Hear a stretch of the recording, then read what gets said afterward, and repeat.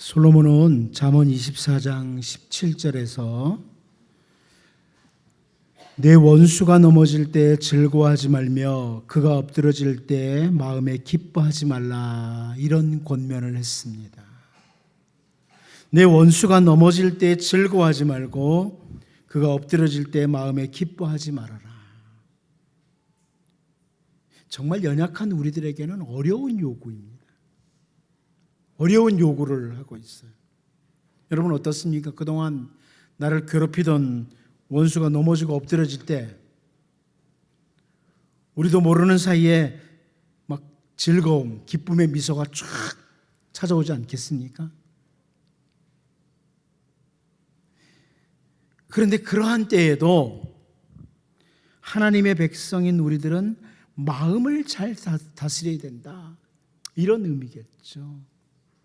나를 힘들게 하고 나를 고통스럽게 했던 그런 원수가 넘어질 때에도 마음에 기뻐하지 말아라.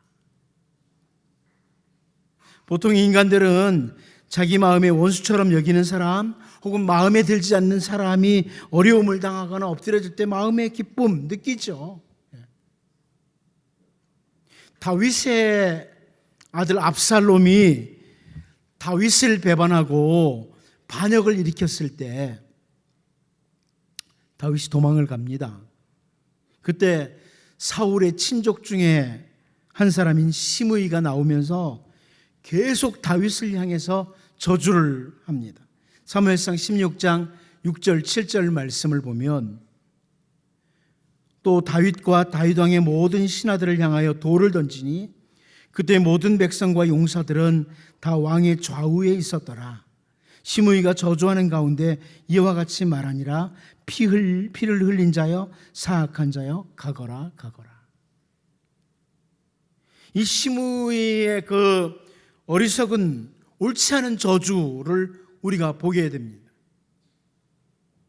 하지만 하나님의 백성은요, 옳지 않은 악인이 엎드려질 때에도 마음에 기뻐하지 말라, 이런 권면을 하고 있습니다. 그리고 원수를 향해서 대해야 될 그 태도에 대해서 잠언 25장 21절에서 더 적극적으로 말씀하시는 게 있습니다. 내 원수가 배고파하거든 음식을 먹이고 목말라 하거든 물을 마시게 하라, 이런 권면까지 합니다. 원수가 배고파하거든 음식 주라고, 목말라 하거든 물을 주라고. 쉽지 않은 일입니다. 그런데 우리 주 예수님께서 이런 어려운 일을 실행하기 위해서 마태복음 5장 43절 44절에서 이런 권면을 하십니다. 또 내 이웃을 사랑하고 내 원수를 미워하라 하였다는 것을 너희가 들었으나 나는 너희에게 이르노니 너희 원수를 사랑하며 너희를 박해하는 자를 위하여 뭐 하라고요? 기도하라고. 어쩌면 이게 이런 잠언의 말씀이나 예수님이 주신 말씀을 실천할 수 있는 어떤 도구가 되지 않을까. 기도하는 겁니다. 원수까지도 사랑할 수 있는 삶을 위해 기도의 삶을 살아야 된다. 우리의 기도가 어디까지 올라가야 되냐면 시금석이 있어요. 테스트하는 방법. 원수까지 사랑하느냐. 기도가 거기까지 갈 수 있어야 돼요. 정말 나를 힘들게 하고 괴롭게 하고 이런 사람을 위해서 기도할 수 있느냐? 그를 위해서 축복하면서 기도할 수 있느냐? 이런 말씀입니다. 그러면 기도가 어느 정도 수준에 올라선 거예요. 단순히 하나님, 내가 이게 필요한데요? 나에게 이런 게 있어야 됩니다. 이런 기도는요, 누구나 다 할 수 있는 거예요. 어쩌면. 그러나 정말 수준이 높은 기도는 나를 힘들게 하고 괴롭게 하는 그 사람을 위해서 정말 축복하면서 기도하는 거죠. 여기까지 안 왔으면 아직 기도 더 하셔야 됩니다. 시금석이에요. 우리를 테스트하는. 예수님께서는 이렇게 말씀만 하시고 끝나는 게 아니죠. 야, 너희를 박해하는 자로서 기도해라. 너희 원수를 사랑하고 너희를 박해하는 자로서 기도해라. 말씀만 하시고 끝나는 분이 아닙니다. 예수님께서 십자가에서 우리의 모든 죄를 대신 지시고 십자가에서 죽으실 그때 누가복음 23장 34절 말씀을 보면 이에 예수께서 이르시되 아버지 저들을 사하여 주옵소서 자기들이 하는 것을 알지 못함이니이다 하시더라. 이렇게 기록하고 있습니다. 예수님이 실제적으로 이 기도의 본을 보이신 거예요. 예수님을 못 박는, 십자가에 못 박는 그들을 위해서 예수님께서 하나님 아버지께 기도하시기를 주님 저들을 사해달라고, 아버지 저들을 용서해 주시라고, 자기들이 하는 것을 알지 못해서 그러니까 용서해 주시라고 이렇게 기도를 하신 겁니다. 이제 오늘 본문을 통해서 이제 선지자 오바댜를 통해서 주시는 말씀인데, 하나님께서 에돔이라는 나라가 취했던 옳지 않은 모습, 이 모습을 좀 보면서 이스라엘이 하나님께 징계를 받는 날에 그들이 하지 말아야 될 것이 있었다, 이런 지적이거든요. 이스라엘이 하나님께 징계를 받을 때 에돔이 하지 말아야 됐을 것이 있었다, 이 부분을 보면서 우리를 보기를 원해요. 에돔이 하지 말아야 될 것, 혹은 당연히 우리가 어려움을 당하는 이웃이나 형제들에게 하지 말아야 될 것이기도 하지만, 더 나아가 원수들이라고 하는 이런 사람들, 원수들로 여겨지는 이런 사람들에게도 우리를 잘 관리하면서 하지 말아야 될 것, 이런 것들을 좀 점검해보고, 주님이 말씀하신 것처럼 원수들까지도 위해서 기도할 수 있는 그런 하나님의 사람으로 우리가 성숙해 갈 수 있기를 원합니다. 첫 번째는 이 성도의 관리 중에 하나가 눈입니다. 눈. 우리 본문 12절 같이 한번 읽어보도록 하겠습니다. 같이 봅니다. 시작. 네가 형제의 날 곧 그의 재앙의 날에 방관할 것이 아니며 유다 자손이 패망하는 날에 기뻐할 것이 아니며 그 고난의 날에 네가 입을 크게 벌릴 것이 아니며. 먼저 이스라엘이 재앙이 찾아왔던 그날에 눈 관리 잘했어야 됐다, 이런 표현입니다. 이 부분은 이제 현대어 성경으로 보면 확 드러나요. 현대어 성경으로 보면 분명하게 드러나는데 볼까요? 네 형제가 환난을 당하던 날에 네가 고소해야 하는 마음을 품고 내려다보지 말아야 했다. 유다 백성이 몰락하던 날에 네가 그들을 구경하면서 기뻐하지 말아야 했다. 그들이 궁지에 몰렸을 때 네가 입을 크게 벌리고 조롱하며 저주하지 말아야 했다. 이렇게 번역을 했습니다. 이스라엘 백성들이 환난을 당하는 날에 에돔이 고소해야 하는 마음 가지고 내려다보았다는 겁니다. 사실 히브리어 성경에 보면 본다는, 눈으로 본다는 이런 표현이 나오죠. 우리가 형제든 이웃이든 원수든 바라보는 눈을 관리 잘해야 된다는 거예요. 아까 예배를 시작하면서 이준영 목사님이 옆 사람 보면서 뭐라 그랬죠? 빈들의 마른 풀 같은 분이시라고 그랬나요? 잘 보셔야 됩니다. 옆 사람 잘 보셔야 됩니다. 옆 사람 바라볼 때 이 바라보는 눈이요, 아주 뭔가 좀 안 되고 그럴 때 고소해하는 마음을 가지고 이렇게 내려다보면 안 된다는 거예요. 오늘 본문을 쉽게 설명하면 이스라엘이 환난을 당하는 그날에 너희 그렇게 바라보면 안 됐다는 거예요. 이스라엘이 어려움 당할 때 그렇게 바라보면 안 됐지 하고 에돔에게 지적하는 겁니다. 다시 다윗이 압살롬의 반역으로 말미암아 피난 갈 때예요. 사울의 친족 중에 그 시므이라고 하는 사람이 했던 말을 사무엘하 16장 8절에서 볼 수 있습니다. 사울의 족속의 모든 피를 여호와께서 네게로 돌리셨도다. 그를 이어서 네가 왕이 되었으나 여호와께서 나라를 네 아들 압살롬의 손에 넘기셨도다. 보라, 너는 피를 흘린 자이므로 화를 자초하였느니라 하는지라, 이렇게 표현을 합니다. 이 시므이는 다윗을 바라보는 눈이 완전히 잘못되어 있던 거예요. 이 사울 족속의 시므이가 다윗을 바라보는 눈이 잘못된 거예요.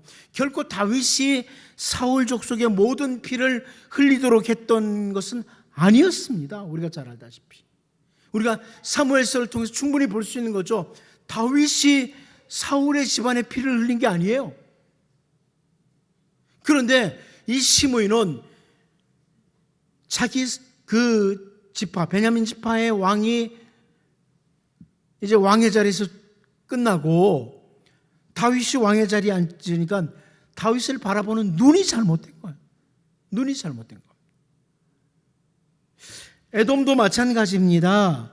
형제 이스라엘이 환난을 당하는 날에 에돔은 고소해하는 마음을 품고 내려다보았다. 이게 선지자 오바댜를 통해 지적하는 내용이에요. 여러분 잠언 4장 25절 26절 한번 같이 읽어볼까요? 앞에 있는데 같이 한번 읽어보겠습니다. 시작. 내 눈은 바로 보며 내 눈꺼풀은 내 앞을 곧게 살펴 내 발이 행한 길을 평탄하게 하며 내 모든 길을 든든히 하라. 무슨 말씀인지 아시죠? 우리의 눈을 잘 관리해야 인생의 길을 올바로 걸어갈 수 있다는 거예요. 눈 관리를 잘해야 된다. 오늘 본문에서 에돔이 이스라엘에 환난할 때 고소해하는 마음으로 내려다보고 지적한 것, 이 부분 보면서요, 나는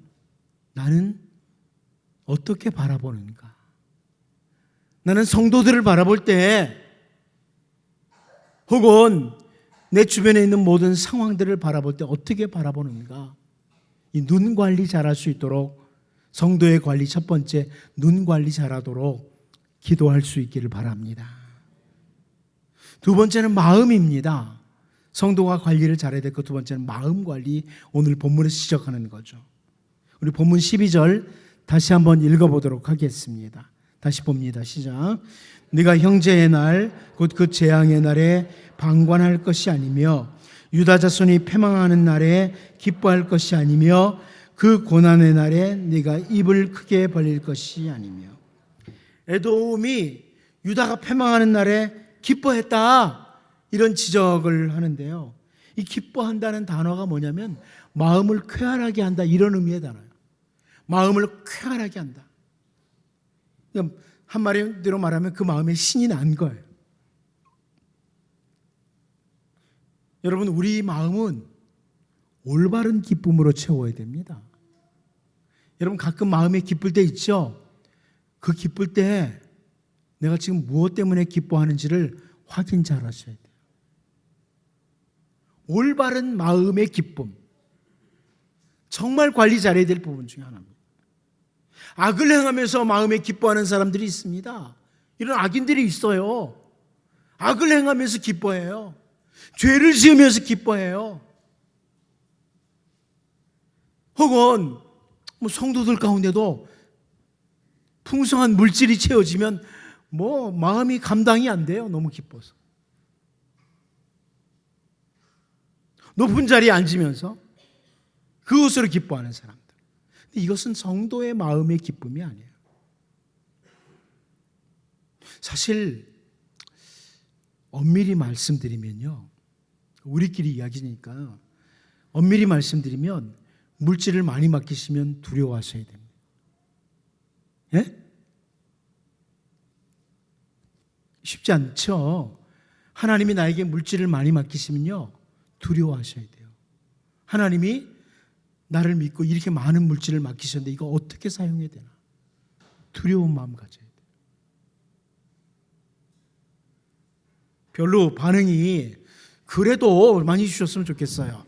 그런데 여러분, 많이 받은 자에게 더 많이 물으십니다. 책임을 더 많이 물으세요. 너 그 많이 줬는데 왜 관리 그렇게 했냐고. 때로는 죄송한 얘기지만 조금 받은 게 편해요. 제가 오늘 설교를 잘못 준비한 것 같습니다. 별로 반응이, 목사님은 그럴지 모르지만 저는 많이 주셨으면 좋겠고 이런 표정들인데요. 사실 맞습니다. 높은 자리에 올라가는 거요, 그만큼 힘이 들어요. 그 관리 잘해야 됩니다. 청직이라는 것은요, 훗날 하나님 앞에 계산한다는 거예요.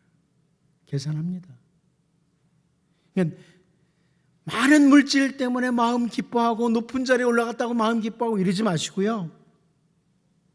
우리의 마음은 정말 올바른 기쁨으로 마음에 채우고 있는가를 확인하셔야 돼요. 심지어 에돔과 같이 다른 사람 잘 안 되는 것, 이것으로 인해서 마음 기뻐하면 정말 심각한 겁니다. 예? 여러분, 누군가 잘 안 될 때 마음 기쁘면 내가 성도가 맞는지 확인하셔야 돼요. 그럴 때가 한 번도 없었어요? 없었어요? 사돈이 땅을 사면 배가 아프잖아요. 마음 관리 잘 안 된 거예요. 하나님의 백성들은, 우리는 성도의 관리 중요한 것, 여기 에돔 사람과는 달라야 된다는 거예요. 올바른 마음의 기쁨으로 채워야 된다. 때로는 우리 주님이 마태복음 5장 11절 12절에서 하신 말씀 있죠. 나로 말미암아 너희를 욕하고 박해하고 거짓으로 너희를 거슬려 모든 악한 말을 할 때는 너희에게 복이 있나니 기뻐하고 즐거워하라. 하늘에서 너희 상이 큼이라. 너희 전에 있던 선지자들도 이같이 박해하였느니라. 여러분, 이런 기쁨도 있어야 됩니다. 오늘 제가 설교를 정말 잘못해요. 아무도 아멘을 안 해요. 박해받을 때 기뻐하셔야 된다고요. 이게 올바른 성도의 기쁨이에요. 복음 전하다가 박해받을 때 기뻐하시는 기쁨, 이게 진짜 올바른 성도의 기쁨이에요. 마음 관리 잘하는 거예요. 주님 나라를 위해서, 주의 복음을 위해서, 주님의 몸된 교회를 위해서 수고하다가 누군가 뒤에서 조금 싫은 소리 한마디만 하면 다시는 내가 교회에 일하나 보자. 이건 마음 관리 안 된 거예요. 관리가 안 된 거예요. 어려움을 당하면 이거 주님이 주신 진짜 기쁨 가져야 된다. 이게 마음 관리 잘하는 거예요. 여러분, 제가 죄송하지만 목회하면서 싫은 소리 성도들에게 한 번도 안 듣겠죠? 예? 여러분, 뒤에서 한 번도 저를 욕한 적이 없죠? 저 참 많이 듣습니다. 다 압니다. 뭐 어느 날은 오늘 목사가 설교를 준비를 한 거야, 뭐야, 막 이런 소리 하는 것도 다 들려와요. 지나가다가. 어쩌면 그런 소리 그렇게 잘 들리는지 모르죠. 그런데 그때도 목사가 마음 관리해야지, 나 다시는 설교 안 해, 이러면 안 되잖아요. 여러분, 마찬가지예요. 주님 나라를 위해서 뭔가 수고하다가 내 손해볼 수 있고요, 욕먹을 수도 있고요, 아무도 알아주지 않을 때도 있어요. 그러나 그때 이 말씀처럼 마음 관리 잘하는 성도는 기쁨을 가지는 거예요. 너희들은 몰라줘도 주님은 알아줘, 이러면 되는 거예요. 주님은 알아주시니까. 이런 자세죠. 내가 평안해지고 가족이 잘 나가고 먹고 쓸 것이 풍성하고 사람들에게 인정받을 때만 마음의 기쁨으로 가득 채우는 기쁨은요, 짐승들도 가지는 기쁨이에요. 불신자들도 얼마든지 가지는 기쁨이에요. 그런 기쁨은 다 그래요. 여러분, 잘 모르겠거든 시험해 보세요. 강아지에게 먹을 거 던져줘 보세요. 좋아합니다. 짐승들도 그런 거 가져요. 나한테 누군가 뭐 주고, 내가 잘 될 때 당연히 기뻐하죠. 짐승들도, 불신자들도 그런 기쁨을 가져요. 오늘 본문에서 에돔이 유다가 패망하는 날에 마음의 기쁨으로 채우는 것, 이거 책망하시는 이 말씀을 보면서 우리는 마음 관리 잘해서 언제나 올바른 기쁨, 하나님의 백성으로서의 기쁨, 이것을 가질 수 있도록 기도하면서 살 수 있기를 바랍니다. 마지막 세 번째는 입입니다. 입. 다시 본문 12절 같이 한번 보도록 하겠습니다. 같이 봅니다. 시작. 내가 형제의 날 곧 그 재앙의 날에 방관할 것이 아니며 유다 자손이 패망하는 날에 기뻐할 것이 아니며 그 고난의 날에 내가 입을 크게 벌릴 것이 아니며. 자, 여기 입을 크게 벌린다 이렇게 표현했는데 현대어 성경이 이 부분을 잘 번역을 해 주었습니다. 현대어 성경에서 이렇게 번역했어요. 내 형제가 환난을 당하던 날에 네가 고소해하는 마음을 품고 내려다보지 말아야 했다. 유다 백성이 몰락하던 날에 네가 그들을 구경하면서 기뻐하지 말아야 했다. 그들이 궁지에 몰렸을 때 네가 입을 크게 벌리고 조롱하며 저주하지 말아야 했다. 이렇게 번역을 해 주었습니다.